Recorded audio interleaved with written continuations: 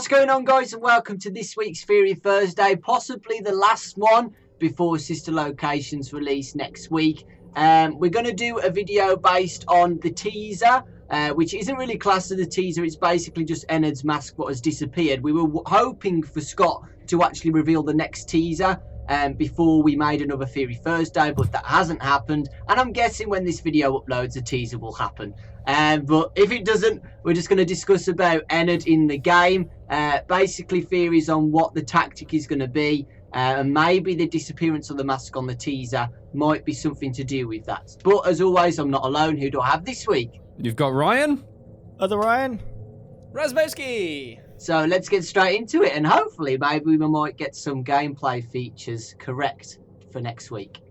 I thought you were going to say, hopefully we'll get some gameplay. Yeah, by the way, I just got an email from Scott. Some gameplay here. So we should probably start with this whole discussion and ask why the mask is actually gone. I mean, one minute we saw this with the release date of the game, and now all of a sudden it seems like the mask has disappeared, or maybe it's been taken by a certain character named ENNARD. I mean, we've seen the teaser where he seems to be wearing this mask, and kind of one half is on, the other part is kind of like slanted off. It seems very interesting why Scott would choose to show us this mask in particular, and then all of a sudden just completely remove it. So, I mean, why do you guys actually think this mask could have been removed? Like, what effect do you think Scott's trying to generate from this? Well, we know Scott likes to add suspense and tension. I think he's doing it primarily to build up hype for the game. So like, for example, with the whole Freddy hat, after Five Nights at Freddy's 4 was released, I believe it was.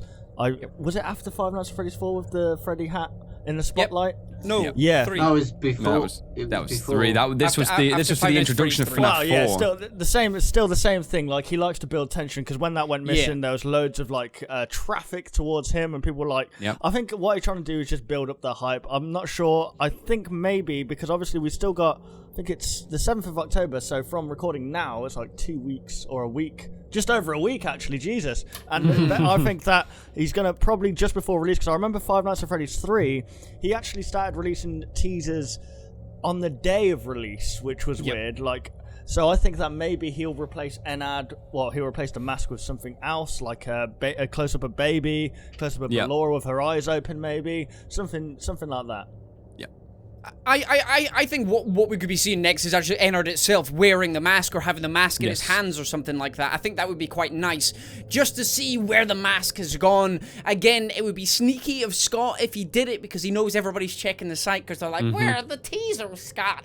So what he's going to be doing is if he just left the image black, but obviously if you highlighted it, then maybe you could see ENNARD up in the top corner with the mask in its arms or tentacles or whatever the hell they are, and then that would generate some more hype as well. I think that would be nice. But I think ENNARD's taking the mask. Again, we've been talking about this for weeks on end now, that in the control module, the main control module room, you've actually got ENNARD's mask, you've got this mask on the wall, and we've talked about a feature that we know if this mask disappears, then ENNARD is out and about. We've already compared the ENNARD teaser that we saw on ScottGames.com to this mask, and ENNARD is wearing the mask we see here. Obviously, it's slightly opened in the teaser image of ENNARD that was on ScottGames.com, and we've just seen a plain mask after that. So I think ENNARD's nicked it, and Scott is saying this is a potential gameplay mechanic. Yeah, exactly. Like Raz said, we've been discussing about this being a gameplay mechanic for a while now. Maybe ENNARD is just like a deteriorated endoskeleton, because it can be.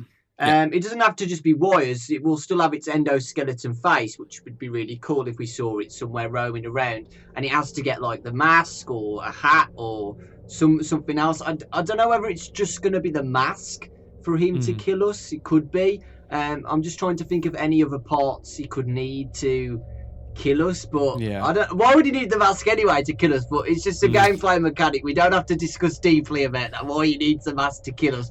Maybe he wants to like, you know, kill us in style or something. But he's got his face on. He can't go out in public without his face on. Yeah, exactly. But yeah, it could be something like that. And like, if it is a gameplay mechanic, it's a good teaser. The mask is gone. The next teaser is going to be ENNARD possibly holding the mask or wearing the mask. And instead of just having just a face-up reveal like he did on ENNARD's teaser before, maybe we get to see some of his parts and more of his body.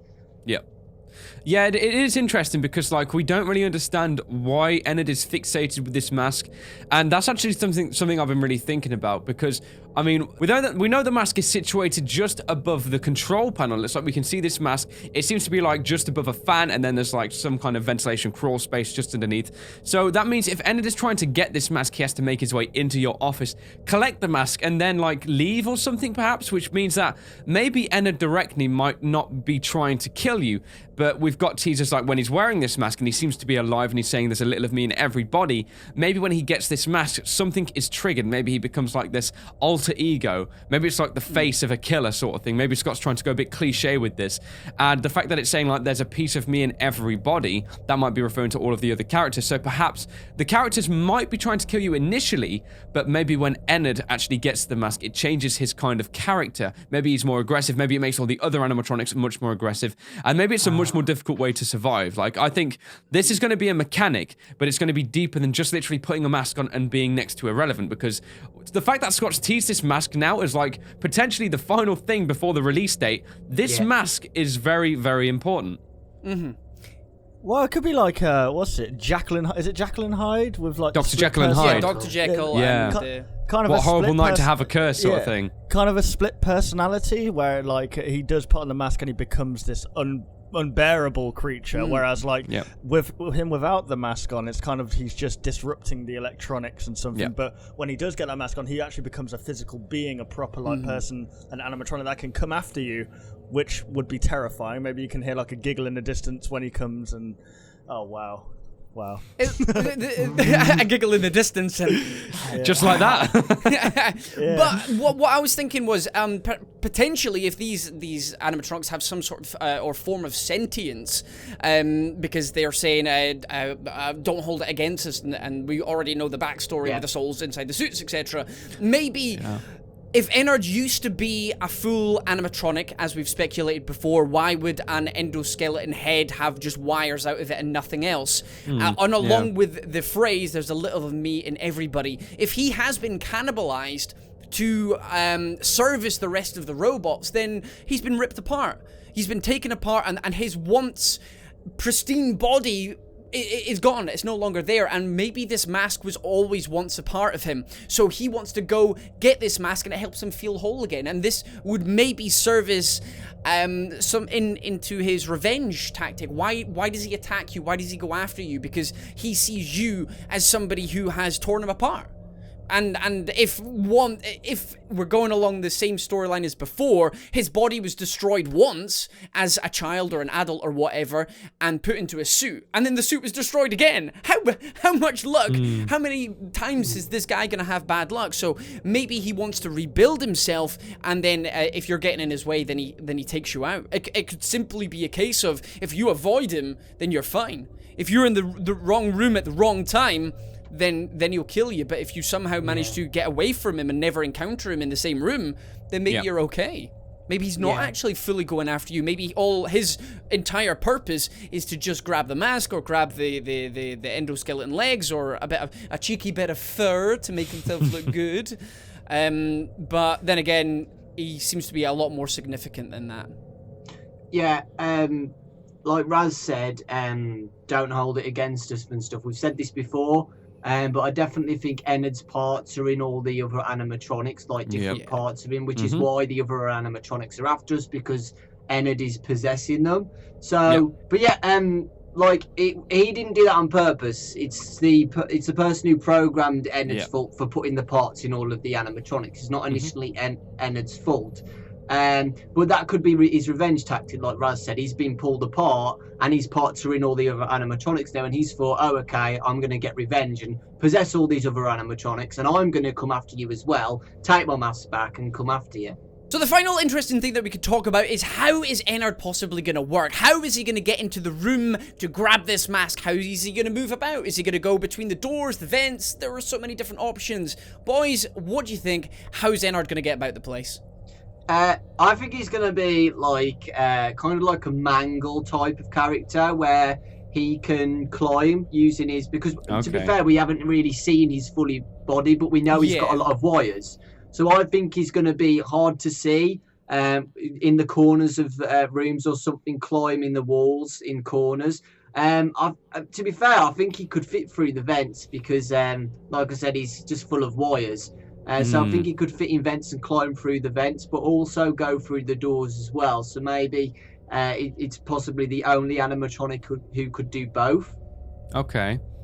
I think it'd be really interesting as well if he can come through the ventilation system. Like, imagine if there's such a situation where you've got to head through that ventilation system and you're greeted midway by him, you've run into him. I mean, that's going to be a jump scare and a half. So maybe the ventilation system, there may be a way, like an up route, maybe like as we run through, there might be like I can't remember exactly what they call them, but it's where you can see and look down through them. Maybe he can open the hatch, climb straight in. Another thing as well, because obviously we know that Ennard is going to be the more mangled and, well, the character that we're probably not going to be seeing displayed on front for all the kids and the people who are going to this attraction to see. He's probably going to be in that parts and service room, which is located towards the side of the fun time animatronics we've seen before. And we actually have like the center room, and we've got the parts and service here, and we've got like the breaker room over the other side. So I think he's going to disrupt the wires of some kind. And I think we're going to have a time limit to get from this side to the break room, fix it, and get back. Because if we're too slow, he can come in the office in between that time, maybe collect the mask, get back out, and then by the time we get back in, we're kind of like, yes, we've actually solved the electric problems. And then we look up and the mask is gone, and it's like, fantastic, we've done nothing but make this a living hell. Exactly. I was just thinking that maybe it could work like the puppet as well. Like, for example, the whole, you have to do something in order to prevent Ennard from going to the breaker room and snapping all the wires. Like, obviously there's a music box for the puppet, so this time around it could be something that pretty much prevents him. Like, maybe you have to keep a door shut all the time, or a window closed. Maybe using too much of the power. Maybe the power, because you know we've got a power system in this place. I don't know how much that's going to influence him personally. Exactly. Yeah. By the way, guys, we're discussing loads of different gameplay mechanics as much as we can, because Scott said that this game is going to be completely different. And he actually said that he's kind of worried that some people might not like it, but some people might like it. So we're trying to think of different mechanics, what we've never seen before, and see if it actually works into the game. Yeah, I mean, one important thing that I actually wanted to mention as well is, like, when you think back to Five Nights at Freddy's 4, most of the circumstances when you'd encounter these characters, maybe at the door or something, they'd always move. There'd always be a movement, whereas before, it'd look through the camera and it'd be just one single still image, apart from Foxy running down the corridor and the jump scares. The Freddos would be moving, you know, like, Foxy would do the jump scare as well. You'd have to shut the doors. Everything was animated, rather than it just being, like, still one single frame. I think he's going to be focusing a lot more as well on getting that kind of 3D style much more implemented in this game, and he spent longer than what he's worked on for FNAF 4, so I mean this game is going to be insane, and I think he's really focusing on the whole kind of animation side as opposed to just us knowing we're in a static camera. I guess you could say like FNAF 3, because that was the most static game I think out of them all. Well, there you go, guys. That was this week's Theory Thursday, where we discussed more about Ennard and like the new teaser. So you can't really complain. We talked about the teaser, okay? So stop spamming us. Other than that, the channels of the boys will be in the description down below. Make sure you check them out. Lots of love, and we'll see you all in Sister Location next week. Don't be late for your shift.